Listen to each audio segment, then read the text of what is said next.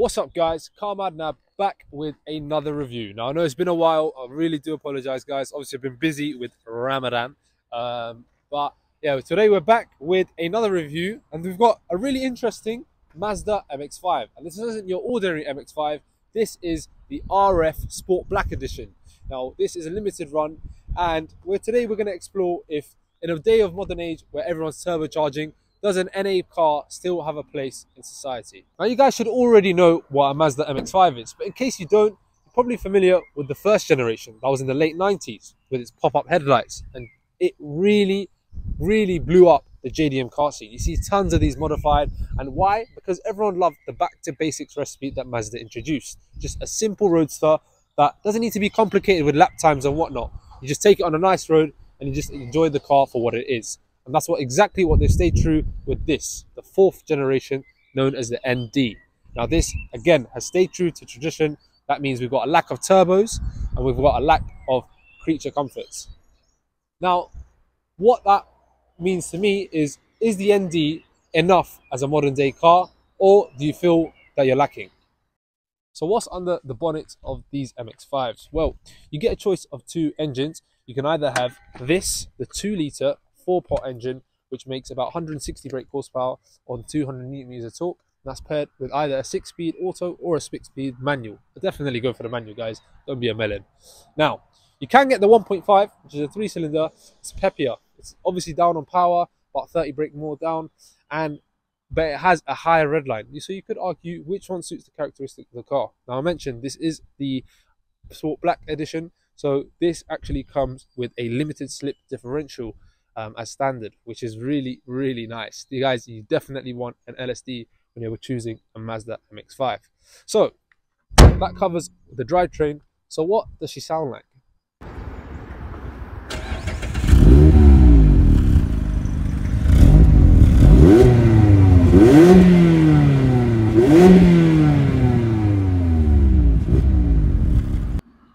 Now you heard me mention roadster, but this isn't an ordinary roadster. This is more of a speedster because this is the Mazda MX-5 RF. Now what that means is you get a hard top convertible as opposed to a soft top that the normal models come with.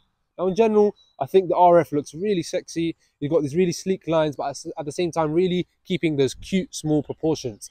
Now, question is, you know, if you were to modify this, you know, would you add a silly wing? Would you add, you know, what would you do? Because the first generation was all about modifying, and I want to know if the case is the same with the fourth generation. Now the RF isn't the only thing different about this car. It's also a sport black, as mentioned by this really cheap AliExpress plaque that a worker clearly just stuck on with a bit of PVA glue. Now inside it's pretty much standard ND stuff. We've got a really back to basics interior. Like I said, lack of creature comforts, got no glove box. But we do have cup holders, although quite strange. You have to mount them backwards, and I think you just get a bit of arthritis trying to reach for a drink.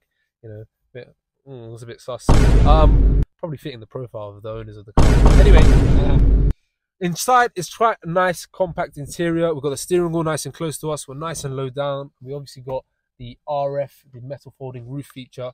Like I said, if it starts raining just like how it is now, we just lift up the roof and it takes about 13 seconds. So not ideal when it starts chucking it down.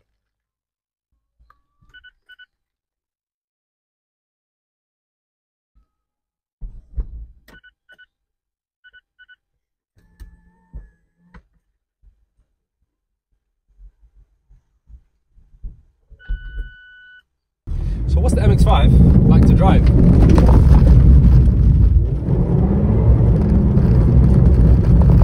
She's spicy, as you can tell. You see, the MX-5 has always been about spirited driving. Let's be honest here. You don't buy an MX-5 and dawdle about. No. You buy an MX-5, you grab it by the scruff of the neck, and you just absolutely tear it down your favourite stretch of road. Private road, of course. Now, let's talk a bit about that drivetrain. You see, that 4-pot up front makes about 160 horsepower. Now, interestingly enough, the 2-litre actually has a shorter redline than the 1.5 that you get in the lower end trims. Now, what that trade-off is you get more low-end torque in the 2 litre, but then just get that shortage of revs. But don't get me wrong, this drivetrain loves to rev, and it sounds so nice, that little peppy 4-cylinder tone. Oh, brake has a nice little pedal feel, and that short shifter, my god guys, it just feels so tight and so right.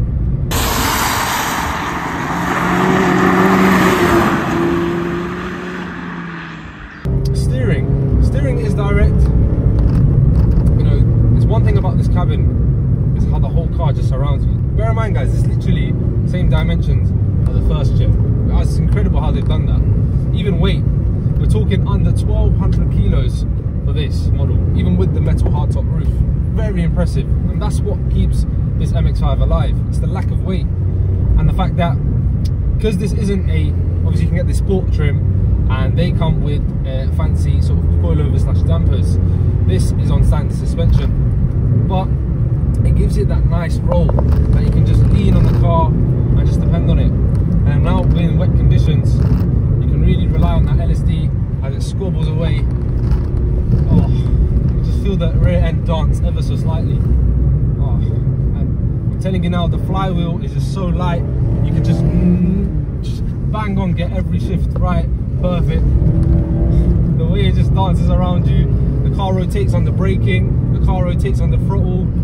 Oh, guys, I'm so glad that in a modern century we still get a driver's car like this. You know, everything gets hidden by weight and mass, and all these manufacturers are trying their best to try and hide that. Whereas Mazda, just being honest, they've given you a bare car. Sure, it might lack some things. You know, obviously it's definitely not the quickest, but that's the beauty of it. You can just put your foot down, third gear. I'm not even breaking the speed limit right now. I'm doing well within the speed limit. Just the way the nose dives as well. It's just, this car is so characterful. Oh, a little tunnel here.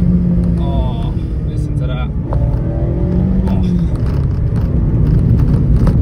The steering's so direct. The way the nose just like pitches in.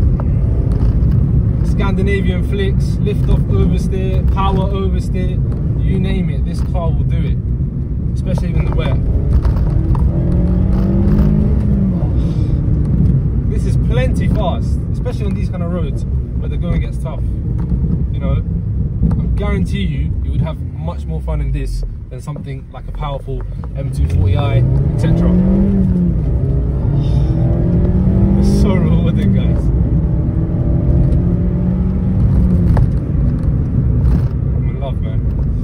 As for the Sport Black, well, like I said, the Sport model comes with obviously fancier suspension. You don't really need it, I'll be honest. The ride already is a bit jittery, especially with the lack of a roof, a fixed roof should I say. You do get the wing mirror sort of shaking about, the beeple is shaking about, but that's standard sort of roadster slash convertible sort of stuff. Would I recommend getting a Sport Black?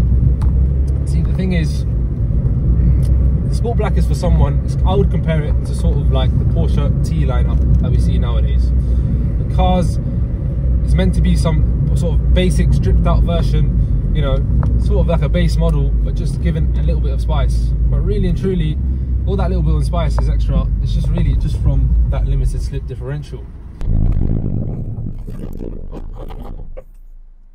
So what's my overall thoughts on the Mazda MX-5, in particular the RS Sport Black? Well, that's a cracking car, guys. I think we should be very grateful that we get a car like this in a modern day and age.